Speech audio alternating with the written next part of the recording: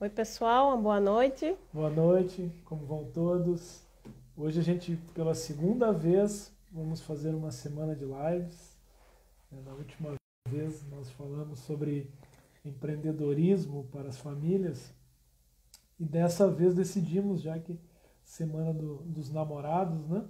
Convidamos 4 casais para falarem sobre os seus namoros, sobre os seus noivados, para falar sobre o início dos seus casamentos e a chegada dos primeiros filhos. Convidamos 4 casais muito especiais que vão estar nesses próximos 4 dias conosco e vão nos contar histórias muito bacanas. Algumas a gente sabe já, mas outras sempre são surpresa, né? É Da, verdade. da última semana a gente convidou algumas pessoas que conhecia há pouco tempo, às vezes, e tivemos histórias surpreendentes, né?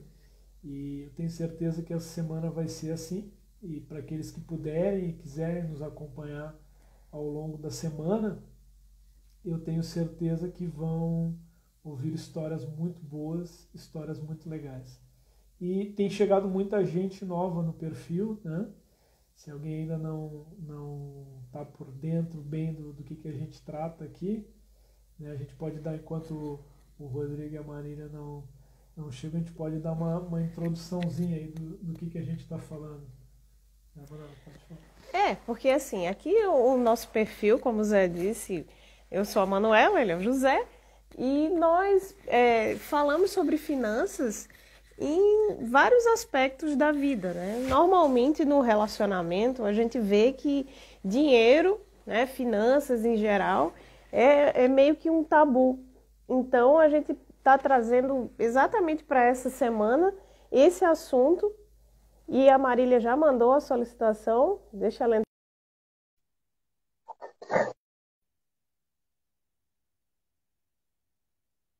O Instagram. Aí. Oi, Oi, quanto tempo? boa E aí, noite. pessoal, tudo bem? Boa noite. Vocês acham que estava frio lá em Curitiba ou não? Olha, eu não, lá em Curitiba tava frio. Mas imagino que aí onde vocês estão tá mais. Tá muito mais. Nem começou o inverno ainda. Aqui também tá muito frio, viu? Tá uns 19, 20 graus. É frio. Para mim, para as minhas circunstâncias de 6 anos atrás, isso era bastante frio. Era calor. Gente, antes de vocês entrarem, acho que vocês estavam ouvindo aí, eu estava falando que assim, o nosso perfil ele procura tratar de alguns assuntos que muitas vezes são espinhosos para algumas pessoas e até visto como tabu, né? Então a ideia da gente criar essa semana para falar sobre finanças e relacionamento é para a gente trazer um pouco da experiência né, desses casais assim como vocês, especiais para a gente, e que não queremos aqui, de forma alguma, ser exemplo para ninguém, porque eu imagino que ao longo da nossa vida, né, dos nossos relacionamentos, todo mundo errou bastante nessa parte de finanças e foi aprendendo à medida que a vida foi se encaminhando. Até porque, pelo que a gente pode perceber, no geral, ninguém nunca recebeu uma educação financeira, nem na infância. Então, muito menos quando se chega na adolescência e quando se é jovem, que se começa a namorar, dependendo assim, digamos, se a pessoa teve a oportunidade de ser um menor aprendiz, né, entrar no mercado de trabalho cedo, digamos que o máximo que se trabalha na parte financeira é uma mesada, né, uma saída aqui, tirar uma cópia, né, a administração do dinheiro é muito restrita. Então, a ideia é que hoje a gente vai focar principalmente no namoro e queria ouvir de vocês um pouquinho como é que foi o namoro de vocês, quando começou, que idade vocês tinham, enfim. Vamos ouvir vocês. Bom, boa noite primeiro, né, gente? Para todo mundo que está aqui. Espero que estejam ouvindo bem o som, né? Eu acho que estão ouvindo. Tá bem, Ninguém tá bem, falou. tá bem. E, bom, primeiro me apresentar e o Rodrigo, né? Nós somos Marília e Rodrigo, nós temos 17 anos de namoro e 13 de casados. Fizemos 13 anos agora, dia 31 de maio. E 17 anos, dia 6 de junho, anteontem. E... Teve flores, teve flores. Eu vi depois, porque a gente teve reunião e a gente viu um pedacinho gravado depois, muito romântico. E nós temos 4 filhos, o Matheus de 12, o Gabriel de 9, o Davi de 6 e a Letícia de 2 anos e meio. E eu atualmente sou servidora pública e o Rodrigo também, né? Nós trabalhamos no serviço público e educamos nossos filhos em casa, moramos em Brasília, acho que eu falei tudo. É isso. Mas nem sempre foi assim, na verdade, nem sempre fomos servidores. E eu acho que a oportunidade da gente estar aqui hoje compartilhando com um casal tão querido, né, que é não só querido, né, pela simpatia que a gente tem, pelo carinho que a gente tem, mas também pelas afinidades, pelo movimento que a gente participa. Então, isso nos traz uma alegria muito grande de estar compartilhando com vocês. E o tema também é muito interessante e muito gostoso. Claro, eu aprecio muito mais do que a Marília, né? Na verdade, a gente sempre teve um equilíbrio assim, desde quando a gente estava namorando, que assuntos de finanças eu sempre provocava muito mais a Marília, assim, né?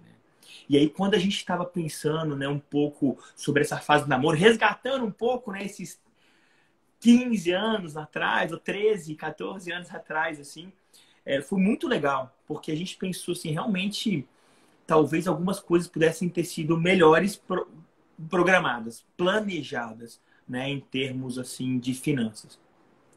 Ele é filho de economista, tá, gente? Isso é importante falar. Na verdade, eu sou engenheiro com mestrado em economia, então assim, eu gosto muito do assunto, apesar de tá aprendendo muito com vocês, assim, muito as postagens, a planilha, enfim, tudo isso ajuda muito a gente, né? Ainda mais na fase de vida que a gente está hoje, assim.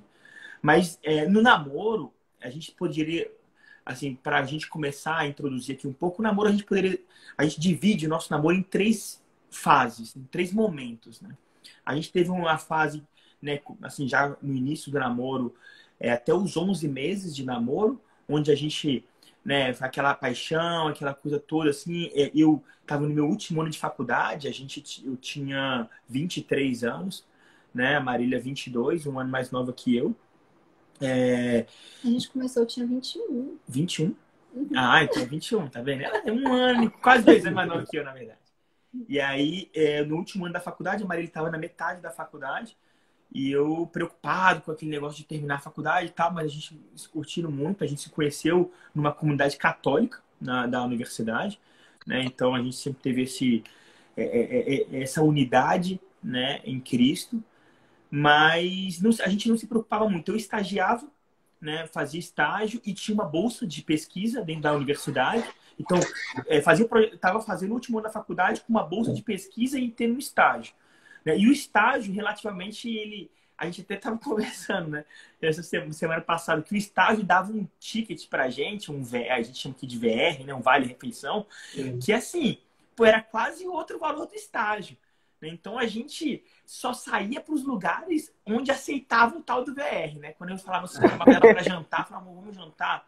Aí lá vamos, então vamos na McDonald's, né? Que aceita lá o VR. Não, aceitava. Na McDonald's aceitava. Aceitava? Então, eu tenho um amigo que até hoje, assim, ele só vai e eu ainda aceito cartão. E no... Qual que era o outro? Submor. Era uma loja, não era o Subway, não, era uma outra loja, que assim, tipo um Subway que aceitava. Então, assim, a gente acaba se restringindo a isso, porque meu pai, não, assim, sempre teve isso muito claro, assim, que, poxa, a gente entrou na faculdade, cada um por si. Quer ter carro? Beleza, ele até ajudou, a gente tinha um carro comum na família e tal, mas gasolina, os custos eram com vocês. Então, a gente, quando não tinha dinheiro para colocar gasolina, ia de ônibus mesmo para a faculdade. Por isso que logo cedo, muito cedo, a gente começou a buscar algumas oportunidades de recursos. Entre eles, eu fiz eu tive várias bolsas, né, de pesquisa na universidade, Nem sempre estava fazendo uma pesquisa de fato, mas porque dava algum dinheirinho, então falava, ah, beleza. Qualquer coisinha que a gente escrevia no paper, aplicava no PIBIC lá, já dava alguma coisinha. Né? Então foi essa primeira fase, né? E a Marília não tinha família aqui, né, amor? Então, assim, o pai dela morava, a mãe dela falecida, o pai morava em Uberaba, ela morou um tempo na casa das tias, depois foi para um pensionato e tal. Então, assim, sempre com dinheiro super curto, assim. Então, a gente, nesse começo, nesses 11 meses, não tinha muito planejamento, até porque nem tinha muito recurso, né? O recurso era dessas bolsas, era gasolina, o luxo era sair para esses lugares para comer, né? Então, a gente que aceitava lá o ticket de refeição, mas a gente, de alguma forma, ainda não tinha tantos planos, assim, até de consolidar o namoro, pensar. A gente falava muito, né, em questão de casamento e tal, mas não tinha muitos planos porque já antes da gente começar a namorar, eu já tinha insinuado para ela e mostrado que a gente tinha outro plano, né, que era um plano de eu, terminando a faculdade, eu doar um ano da minha vida para a igreja. Né? Então, eu queria passar um ano, né, assim, para explicar para as pessoas, normalmente eu chamo de um ano sabático, mas dentro do movimento que a gente participa é um ano de colaboração. Então, eu morava numa comunidade de religiosos e tal, então foi muito difícil, porque a gente começou a namorar dia 6 de junho de 2004. E aí ela já tinha uma viagem do aniversário de algum parente, alguma coisa assim, no dia 12, do avô dela. Então, a gente nem passou o primeiro dia de data de namoro, primeiro dia dos namorados. Não, dia dos namorados. A gente só foi passar o quarto dia dos namorados juntos. Porque o primeiro tava assim, o segundo eu fui colaborar, o terceiro, enfim, já tava morando fora também.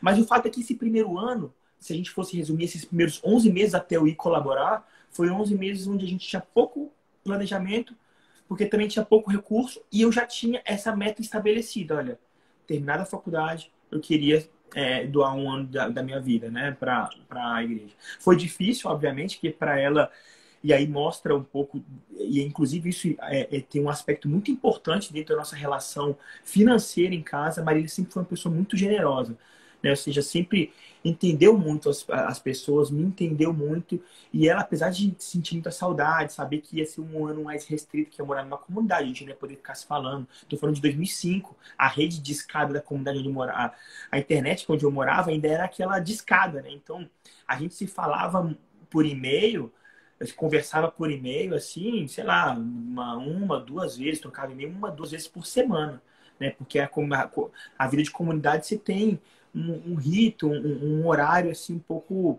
regrado, né? Tô falando aí de 2005. Na verdade, não é que eu era generosa, porque eu achei realmente muito lindo isso dele, né? Dele querer doar um ano da vida dele para servir a Deus, né? Numa comunidade.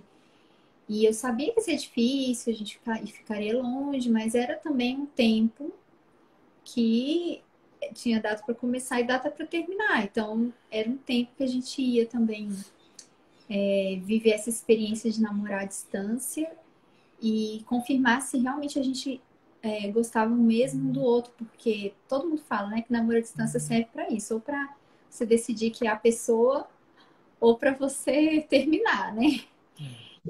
A gente sabe bem o que é isso. Você sabe, né? Hoje você que sabe. Então, isso foi bem isso, então. Então, esse primeiro ano, esse primeiro momento, muito pouco planejamento. O segundo, menos ainda em termos de planejamento financeiro. Por quê? Porque aí o meu pai, ele foi totalmente contra a decisão que eu queria tomar. Eu tinha me informado, falou, cara, vai trabalhar agora e tal. Eu falei, pai, realmente é um momento, eu sinto esse chamado. Também, no fundo, era um momento de discernimento vocacional. Apesar de eu amar muito a Marília, eu queria saber de fato, ter a certeza do que Cristo, né, queria de mim, queria dela, enfim. E aí sim, eu fui sem lenço, sem documentos, sem apoio da família, e eu não tinha um centavo. Então eu morava totalmente à mercê da comunidade, em função da comunidade. E a Marília, por outro lado, nem as saídas dela, como o dinheiro era bem mais escasso, né? No caso, para ela, assim, ela estava também fazendo alguns estágios e tinha um recurso lá. Mas aí, nem a saída... Não tinha mais o VR, né, amor? Não tinha nem mais da saída. Mas foi um momento bonito. Esse foi o segundo momento. Foi esse um ano que a gente ficou longe, com pouco contato, mas unidos também, muito unido em oração e em comunhão espiritual, assim, em comunhão dos santos, assim, sabe? Isso no namoro é muito importante, né, para a perseverança do casal, né? Quando você tá longe, qualquer coisinha é motivo de interpretar mal o outro, saber se o que o outro tá falando. Conversa pelo MSN. É. Aí não tinha nem os emojis, né? Sei lá, pra gente mostrar. Só tinha aquele balançar a tela, tremer a tela. Era bem isso. Então, assim, esse segundo momento foi, se eu poderia dizer, zero em termos financeiros, da minha parte principalmente, porque estava vivendo totalmente entregue ali à missão, mas totalmente um momento, uma unidade muito espiritual, né? Muito sabendo que, olha, estou fazendo a vontade de Deus, estou entregue totalmente a Deus, mas te amo completamente. Tanto é que ela, quando eu fui, me deu um caderninho com um diário, assim, como se fosse um diário, e eu escrevi todos os dias. Escrevi as minhas crises existenciais, minhas brigas com o padre que era meu diretor direto, que eu convivia. Era um casamento forçado, né? Era um espanhol muito querido. Então a gente, convivia com ele 14 horas por dia, né? Então, assim, não tinha como, né? A gente, às vezes, gosto muito, é um grande amigo meu hoje. Mas então, eu escrevia isso tudo pra ela, né? E ele falava, nossa, amor, você é igual o padre pra mim. Agora é o nome do padre. Você é igual o padre, não sei o quê. Me deu muita raiva. Não sei. Mas foi muito bom. Mas foi bom porque a gente também cresceu, né, até no namoro com essa convivência, né, mais próxima do padre. E foi muito bonito, assim, porque terminado essa fase que eu voltei, aí sim a gente começou a pensar muito na questão financeira, né, pensar muito... E ela não sabia que tu tinha o risco de ficar lá, né? Mas sabe que ela começou a desconfiar que eu tinha risco real de ficar. Ainda mais quando eu fui fazer uma convivência. A gente foi fazer uma convivência num convívio, num curso.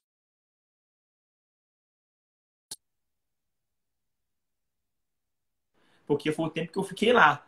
Aí ela falou, já era. Acho que agora ele terminou e eu nem tô sabendo. Então, porque realmente foi um momento muito forte espiritual, assim. Eu tinha certeza que ele me amava, gente. Não passou nada disso na minha cabeça. Imagina. A Manuela tem esse medo até hoje. Não é medo, não. Eu digo, tem um padre da nossa paróquia, ele é bem centrado, sabe assim, um padre santo. E eu digo a ele, eu disse, padre, o sonho de Zé é ficar viúvo, que é pra ser padre. E o padre ficou horrorizado. Mas ele discerniu bem antes. Ele foi pro seminário, né? Ele viu que não era, mas ele disse que ia ser diácono. Mas aí o mais legal dessa parte, né, é que vem a terceira fase. E essa terceira fase do nosso namoro, né, foi legal porque, assim, foi importante para esses aspectos, principalmente a questão financeira, porque na minha última semana de colaboração, o padre que era o superior da comunidade me deu permissão, última não, as duas últimas, me deu permissão para eu fazer alguns processos de trainee. Porque eu falei, padre, eu só quero realmente ficar um ano, mas pô, eu estava colaborando em São Paulo. E, poxa, recém-formado, ainda estava no esquema de trainee. Falei, padre, poxa, posso aproveitar a oportunidade? Algumas famílias que eu convivia me falavam, cara, faz um esquema de trainee. É difícil de passar, mas às vezes, né? E aí eu fiz uns 4 trainees, né? Na Votorantins, em processo de trainee, na Alpargatas, na Dalquímica e na Camargo Correia, né? Que era do mesmo grupo da Alpargatas, inclusive, mas eram processos diferentes. Aí, beleza, fiz esse processo, uns foram avançando mais, outros menos nessa semana, e aí tive que voltar e fui até a última etapa, que foi na Dalquímica, né? E aí, quando eu voltei para Brasília, recebi o comunicado que eu tinha passado. Falou, olha, passou e tal, vem aqui, já assumi aqui o emprego. E a Marília, naquela expectativa, ficou contando os dias para eu voltar, 12 meses e tal. E aí Só eu, né, gente? Vocês estão vendo? Só eu. Não, eu também. E aí, o que aconteceu? Quando eu recebi a notícia, né, eu fui falar para ela. Falei, olha, poxa, recebi... Voltei, mas já vou. Foi tipo isso. Voltei, eu acho que não fiquei nem um mês, né? Eu voltei no finalzinho de maio e no meio de junho eu já estava voltando de novo para São Paulo. Agora não mais morando vivendo numa comunidade, mas indo para trabalhar. E aí, dessa vez, a gente já não tinha mais prazo para acabar, né? Eu simplesmente fui. Ó, tô indo trabalhar e tal. Consegui um emprego muito bom, um processo de treininho interessante numa empresa muito boa. Eu tô indo, né? Assim, vamos ver o que acontece. Mais uma vez, ela foi muito generosa e falou, olha, cara, se é isso mesmo, vamos ver como é que vai acontecendo. E aí, aí sim, né? Porque ela tava com a vida dela aqui, tava começando a trabalhar e tal. E já tinha se formado, tava no emprego. E eu ali tava no emprego, mas assim, tava reconstruindo uma vida, né? Morava com um colega, né? Dividia lá um apartamento com ele e tal. E tudo que eu ganhava ali, vivia uma vida muito austera, né? Comia, aí eu poupava o máximo possível, mas ainda assim uma perspectiva do porquê poupar. Tava economizando para quê, né? Então, assim, eu não saía muito e tal, tava economizando. Só que aí o que aconteceu? Isso foi em junho de 2006. E aí a gente começou... Aí eu passei no concurso. Aí ela passou num concurso, aí ela tentou ir para São Paulo primeiro, né? Ela tentou ir para São Paulo, vendo algumas ofertas de emprego e tal, para ver se a gente morava pelo menos na mesma cidade, e não deu certo. E aí ela passou num concurso lá, aqui em Brasília. Foi bem interessante, porque era um concurso que tinha vaga para São Paulo, era do Ministério da Cultura.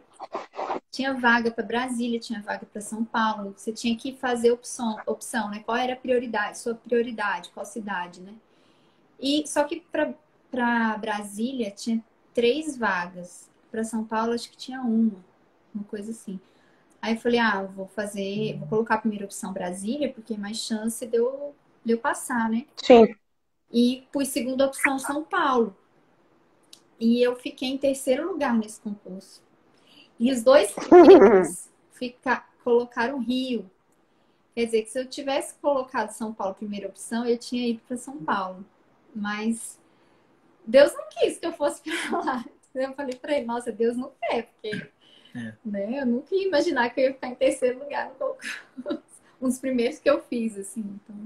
aí fato é que aí realmente, ela em Brasília e eu feliz ali no emprego e tal, a gente falou, Aí começou a ficar tenso. Aí o namoro começou a ficar bem tenso, porque já não tinha perspectiva. A gente começou a brigar, o MSN já não conversava direito. Começou a ficar bem complicado. E eu comecei a ficar triste também, porque eu falava, poxa, eu tava vivendo um conflito, né?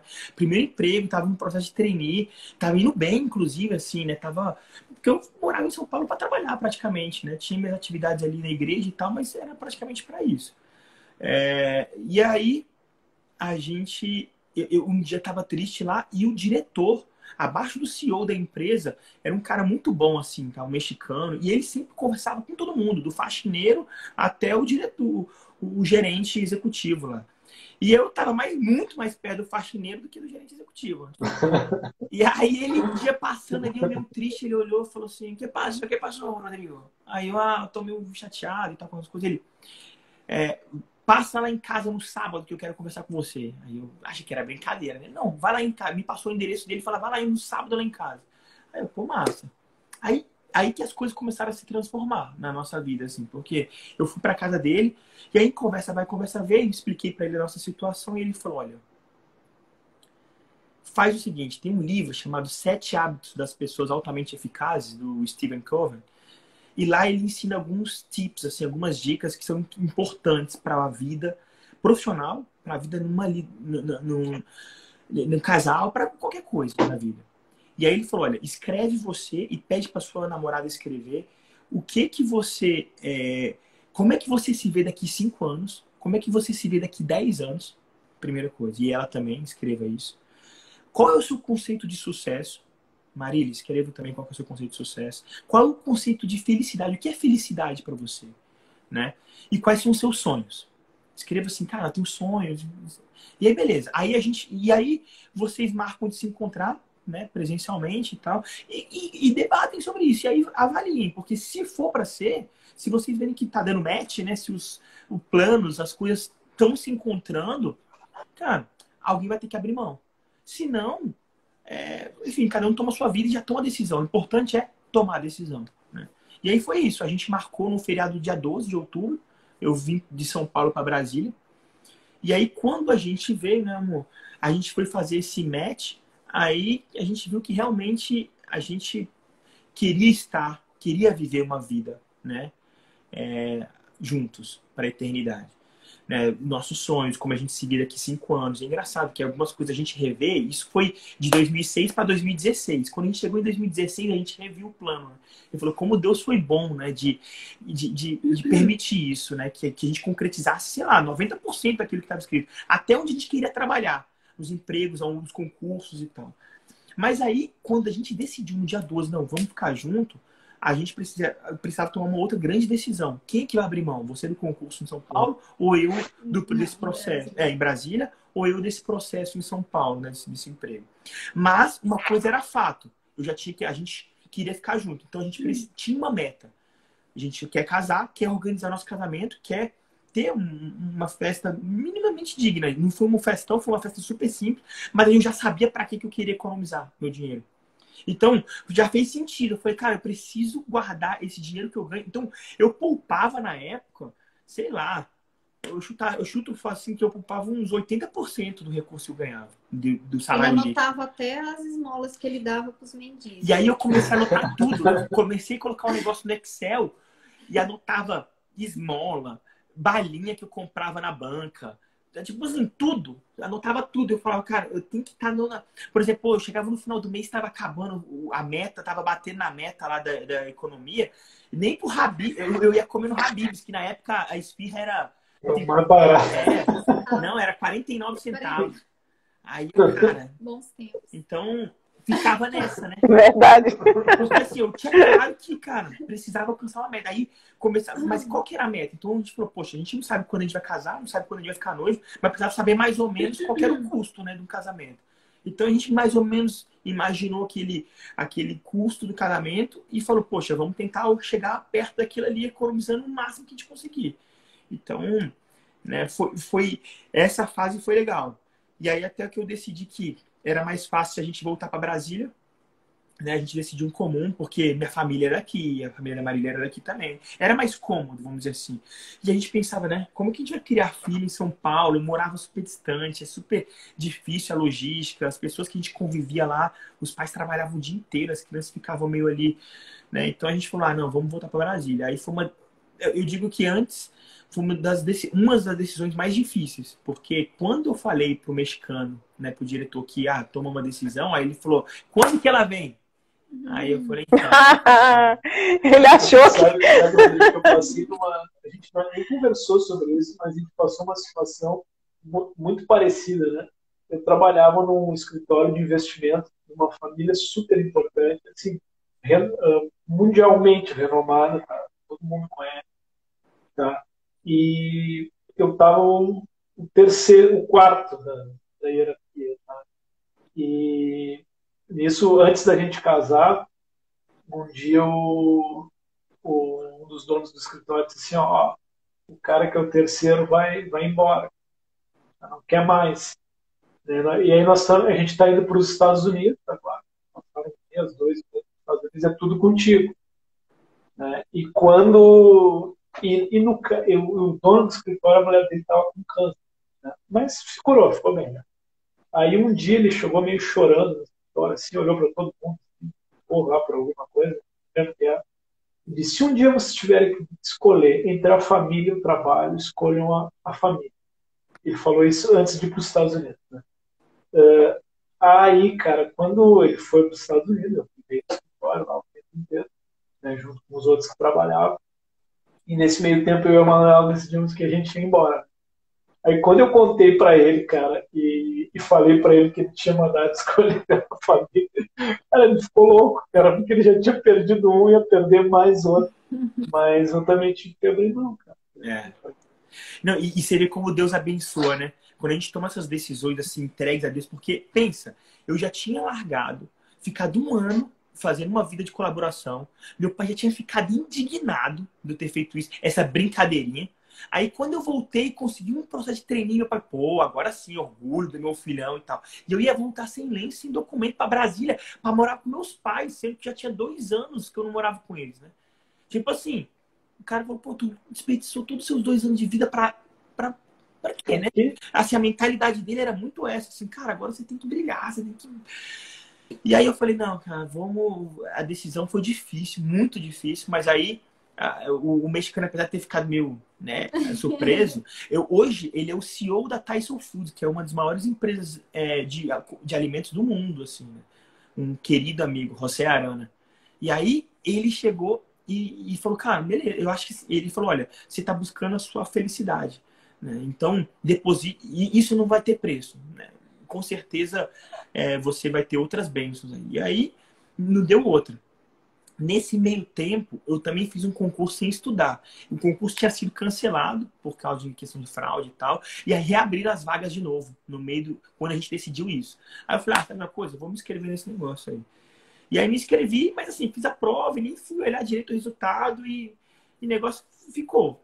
E aí quando a gente decidiu, vi que eu passei no cadastro de reserva lá. Aí beleza, voltei, nem tava com expectativa.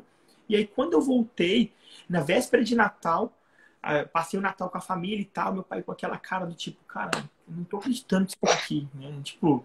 E que vai casar. E assim, quando eu falei que decidi por causa da Marília, que eu tava pensando em casar e tal, e o desempregado, ele falou, cara, esse moleque é maluco. E aí... E aí o que aconteceu? Entre o Natal e o Ano Novo, chegou um telegrama lá em casa, falando que eu estava sendo convocado para os exames periódicos na empresa que eu trabalhei bastante tempo, na Eletronorte. Aí eu falei... Foi uma semana depois que você voltou. Foi uma semana, eu voltei no dia 16 de dezembro. 7 dias depois que ele voltou, ele foi chamado no concurso. E aí, eu tava no cadastro de reserva, mas bem lá atrás, assim, né? Sei lá, eram 20 vagas, eu tava em 56, assim. E aí, e chamaram todo mundo de uma vez, o pessoal das vagas e depois o cara de reserva, numa tacada só. Aí eu tô lá, passei o Natal naquele borocochô pensando, cara, meu pai deve estar super decepcionado comigo. Aí, lá pro dia 27, 28 de dezembro, chega a cartinha. Exame periódico e tal. E melhor, você só vai tomar posse, a admissão vai ser só no dia 2 de fevereiro. Eu falei, pô, ainda ganhei férias em fevereiro. Tirou férias. Beleza. Então, assim, e aí Deus foi muito bom com a gente, porque essa planilhazinha que eu fiz lá em São Paulo, economizando cada esmola, eu levei para Brasília, e aí a gente foi fazendo junto, né? E eu me lembro direitinho que uma vez eu comentei com um colega lá da Eletronorte, falando assim, era um final de ano, né? Eu falei, poxa, esse ano eu gastei, sei lá, X reais em não sei quantos centavos de imposto, e gastei não sei quantos de doce. E o cara, como é que é? Como é que tu calcula o teu imposto para mim, irmão? Calcula até o palito de dente que eu pago, até o fio dental que eu compro no supermercado. Aí o cara, não acredito. Eu falei, bicho, é porque eu tenho uma meta, que a gente quer casar. E aí a gente, nesse período de noivado, a gente foi fazendo muito isso, né? Aí o período do noivado foi aquele preparação do casamento, então começou a sair também, né? Muito recurso. Mas o namoro foi bem isso. Essa terceira fase foi a fase que a gente entrou num esquema muito parecido com o que de poupar, sabe? Poupar e união também em Cristo. Isso ficou bastante equilibrado as duas coisas, assim, e foi legal. Foi muito bom. Só que... O que eu vejo do... Não, pode falar. Não, e aí, o que a gente depois ficou conversando, né? A gente falou, poxa, o que aconteceu? A vida foi, né, nos proporcionando outras coisas, sem querer entrar em muitos detalhes depois de noivado, de casamento e tal. Mas a gente depois foi passando nos concursos que, já que a gente estava morando em Brasília, a cidade dos concursos, vamos, né, atingir a meta. E aí a gente foi passando em concursos que a gente realmente queria, né? E concursos que a gente almejava. Por exemplo, o que a gente estava economizando? Eu não economizava só para preparação do casamento. Boa parte do recurso eu pagava cursinho para Marília, né? A gente falou, cara, agora a gente já, mesmo namorando, né? O sonho dela era passar num concurso bastante difícil aqui em Brasília, do Senado. Eu falei, cara, vamos investir nisso, né? Vamos fazer. E aí ela começou a estudar para esse concurso e não tinha dinheiro para pagar cursinho nem nada. Naquela época não tinha muito material, 2006, 2007, não tinha material online igual tem hoje. E aí a gente falou, poxa, então vamos reservar uma parte para investir em você, né? Eu vou ficar trabalhando aqui ainda, assim, ainda estava... E aí a gente foi nessa. E ela foi... Então, boa parte do nosso recurso também era para ela passar nesse concurso. Graças a Deus, Deus foi muito generoso com a gente e ela acabou passando, né? Então, isso ajudou bastante, né? Na renda, na vida familiar, assim. O que eu ia falar é que por mais que se tenha organização, tenha planejamento, mas às vezes algumas loucuras são saudáveis, né? É, Mas não são coisas a moda bicho feito sem pensar, né? São coisas que tu calcula o risco e tu sabe que se tu está correndo aquele risco é porque vale a pena, né? O que a gente olha às vezes é um pouco ao contrário, as pessoas não medem muito, pensam apenas, vou fazer a loucura, mas para fazer a loucura tu tem que ter uma base sólida, né?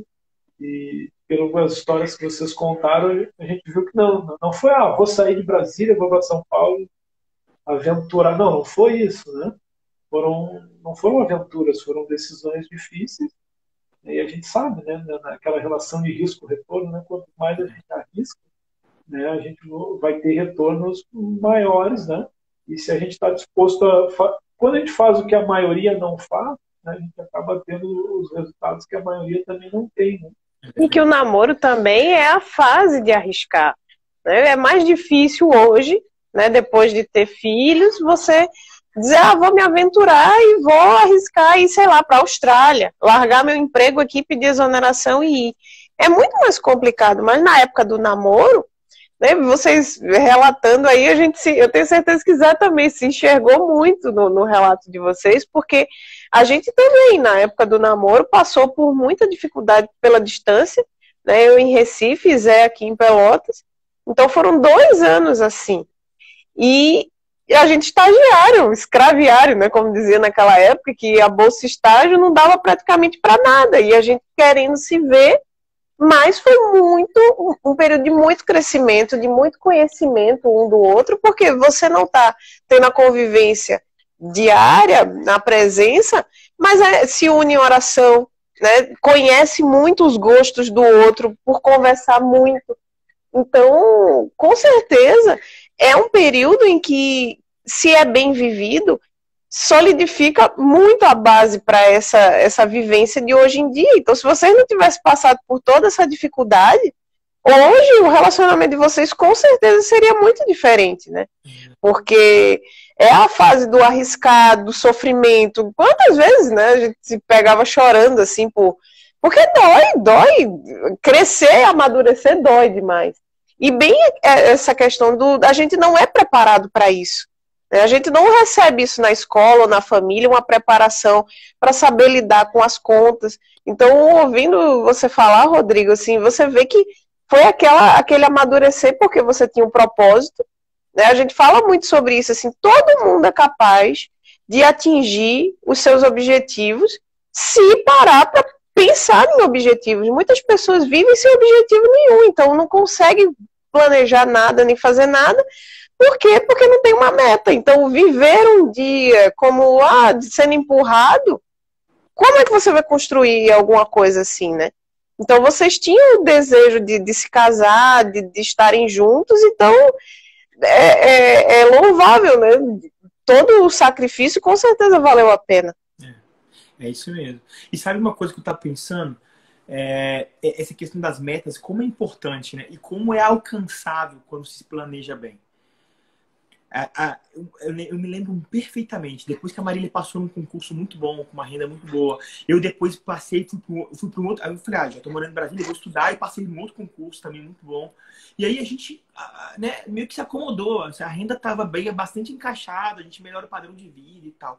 E eu me lembro perfeitamente, depois de, sei lá, 3, 4 anos que a gente já estava nesse novo emprego, aí um dia eu falei para a Marília, cara, eu tenho uma sensação que sobrava mais dinheiro na época que a gente tinha menos.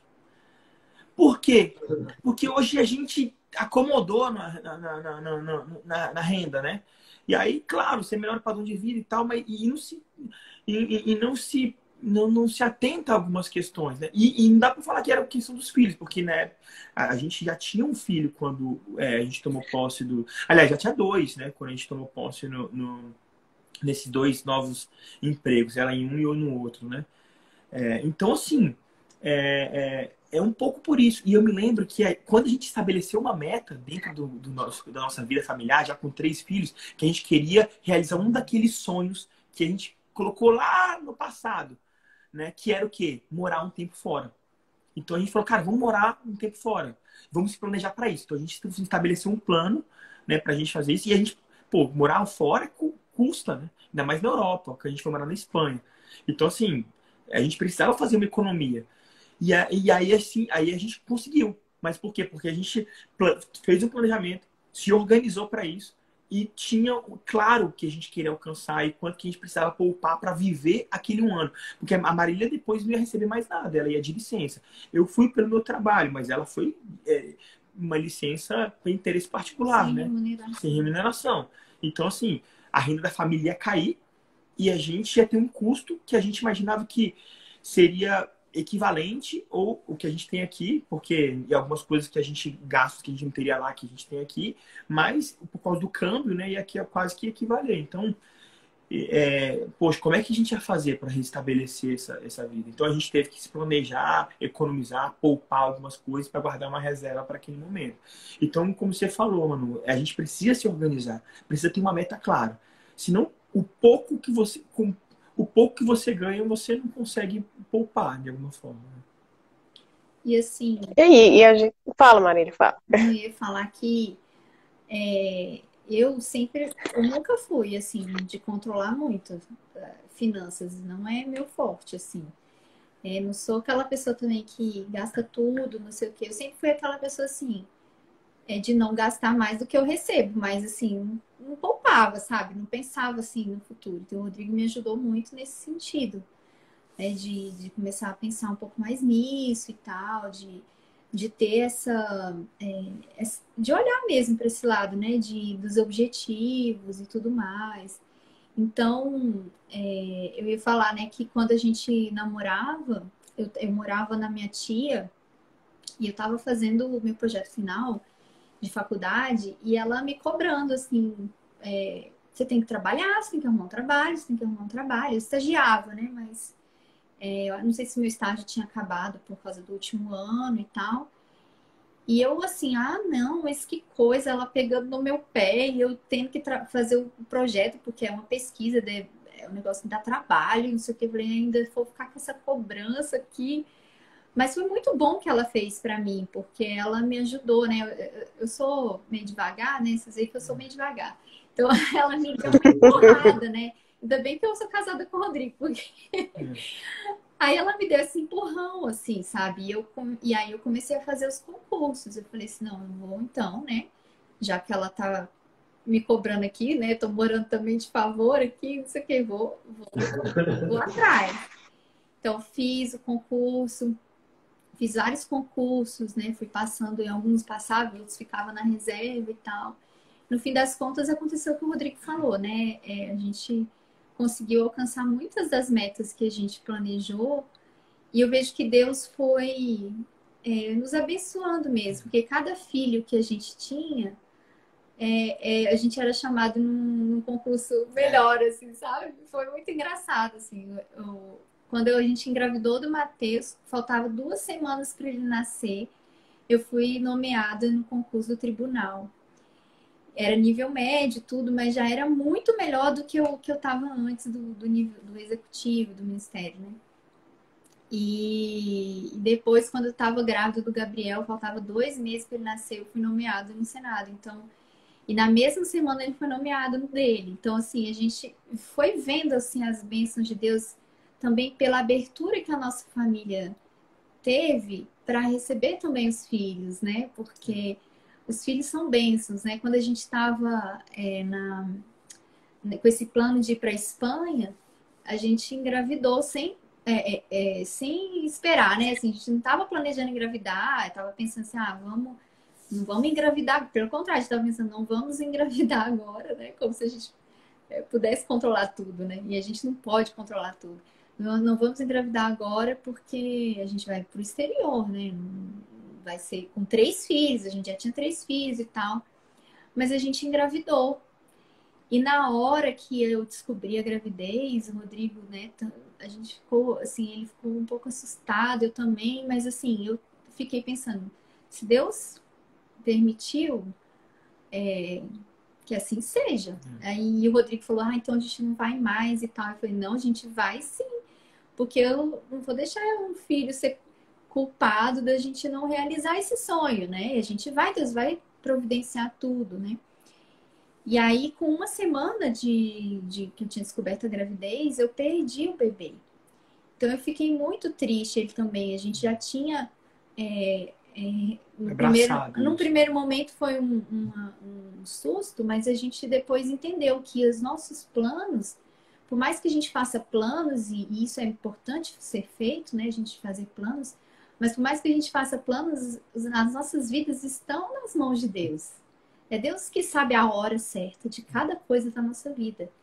Então, esse filho iluminou muito a gente, porque foi uma luz mesmo para nossa visão, assim, de é bom ter um planejamento, a gente não pode ser totalmente relaxado igual eu sou, tem que ser planejador igual o Rodrigo.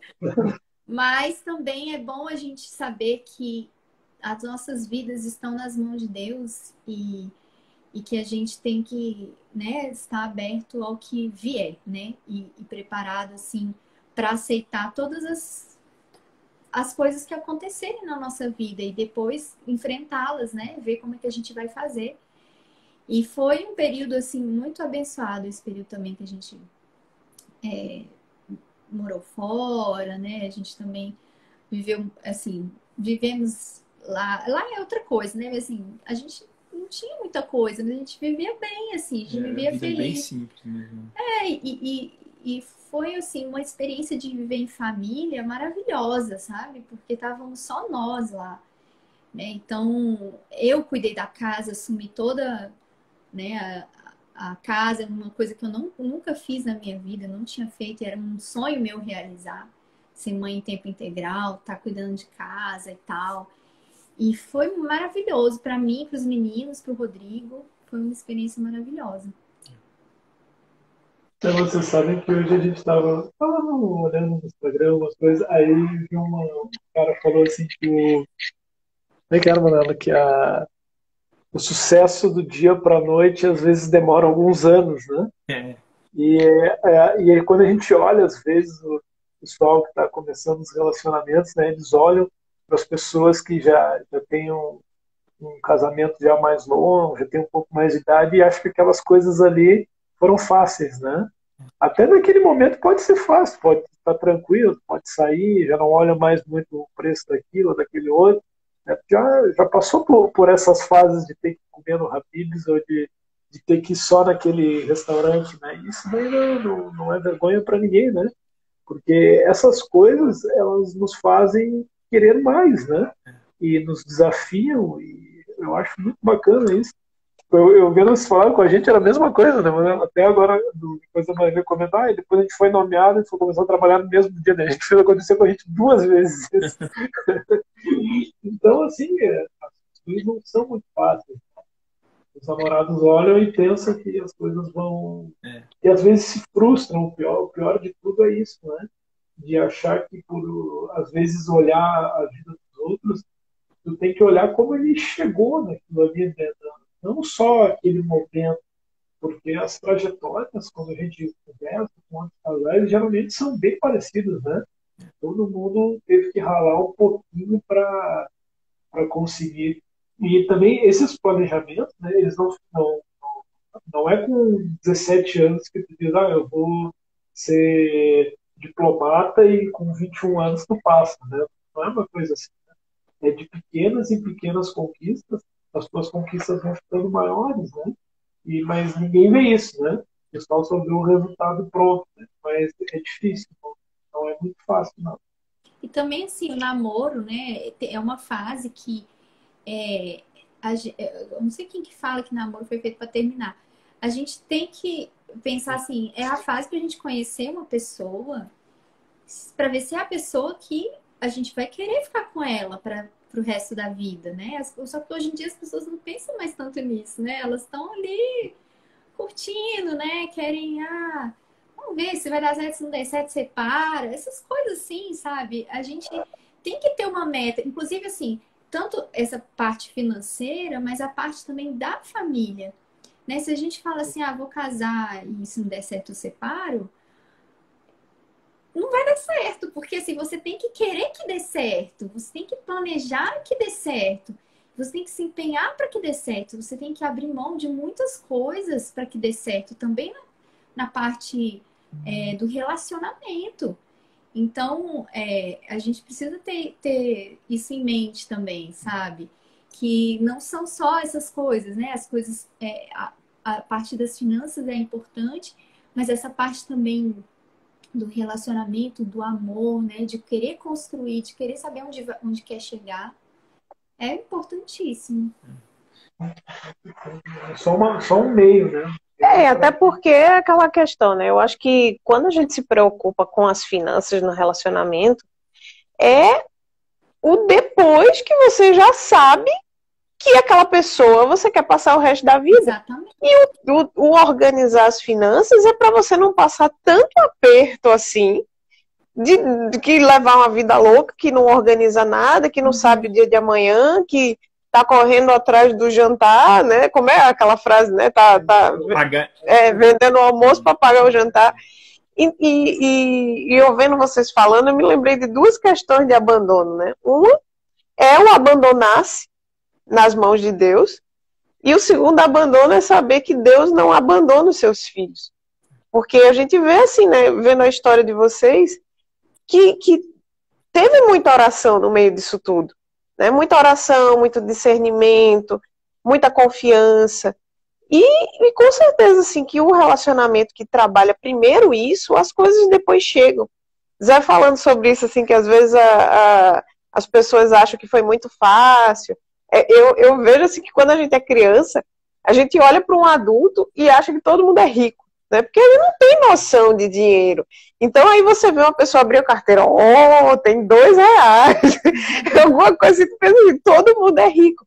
E às vezes, quando a pessoa está num relacionamento, pode ser que bata um desespero pensando assim, eu nunca vou conseguir alcançar isso.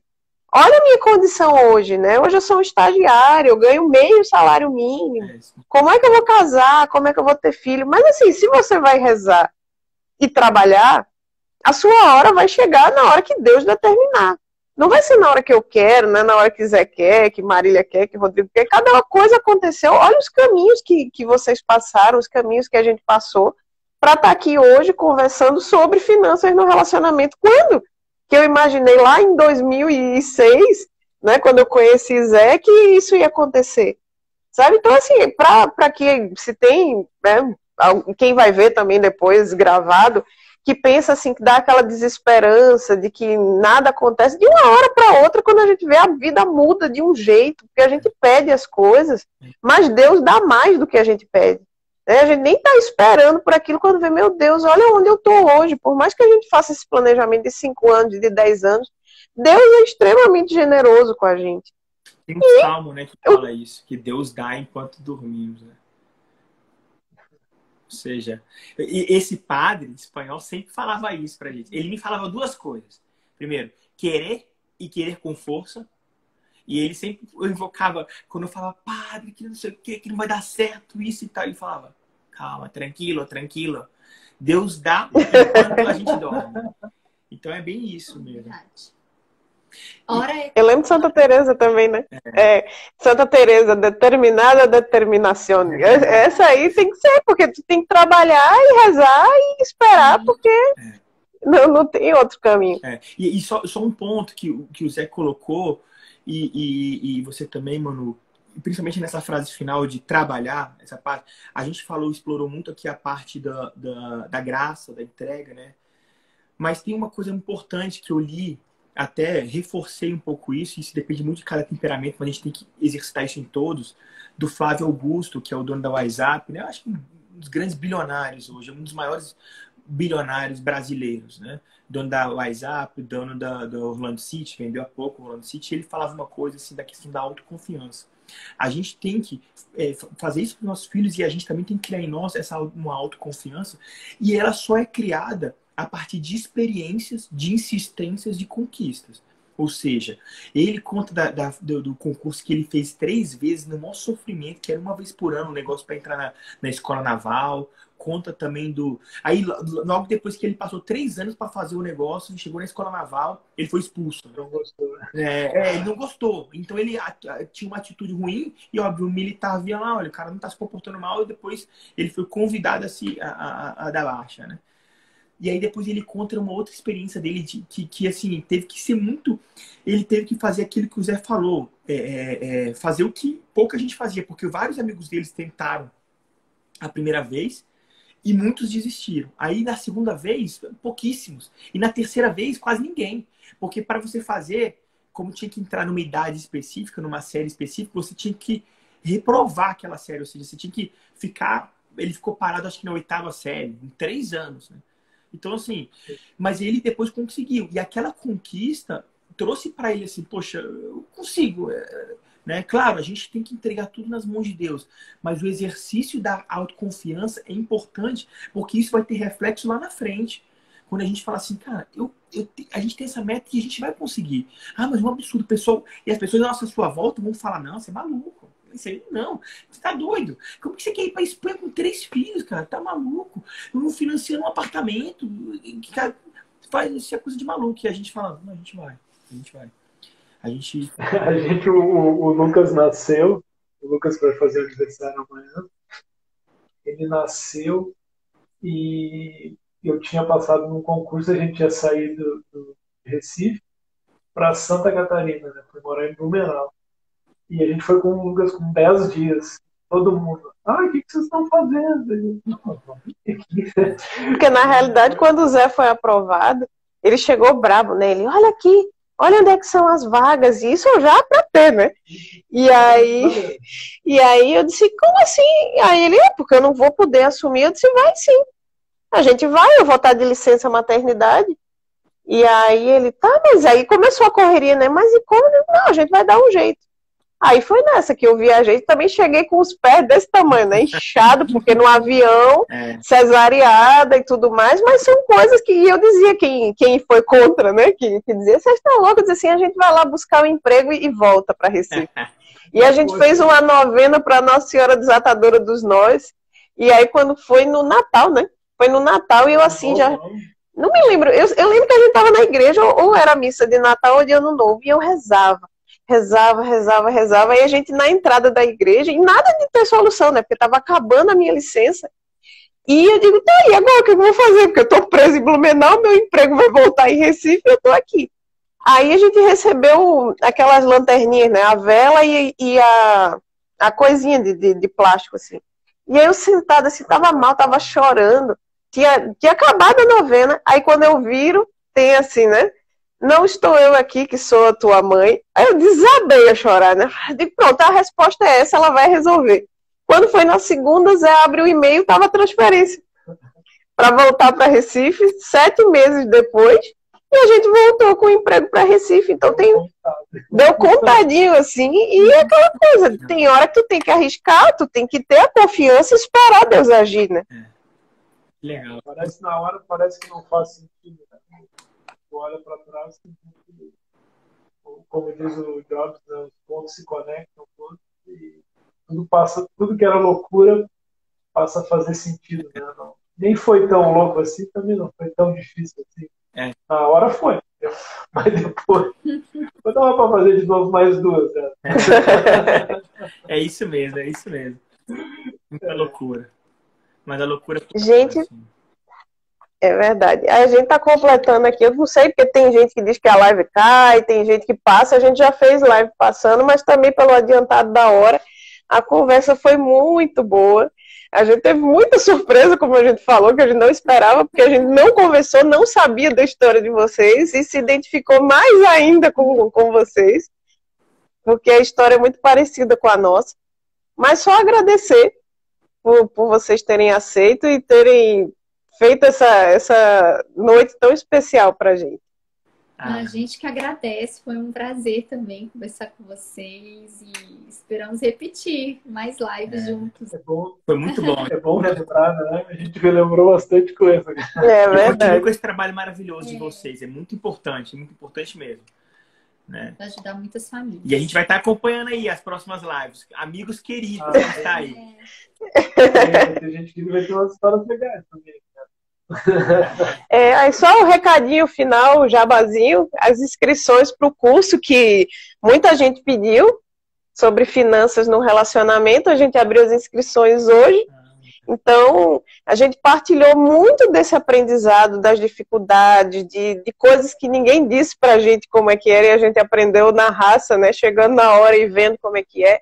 Então, a gente compartilhou no curso com o intuito de ajudar quem está nessa fase, né? E até quem já passou dessa fase, porque o módulo do noivado está enorme, com vários detalhes de imóveis, de transporte, de tudo assim, detalhadamente.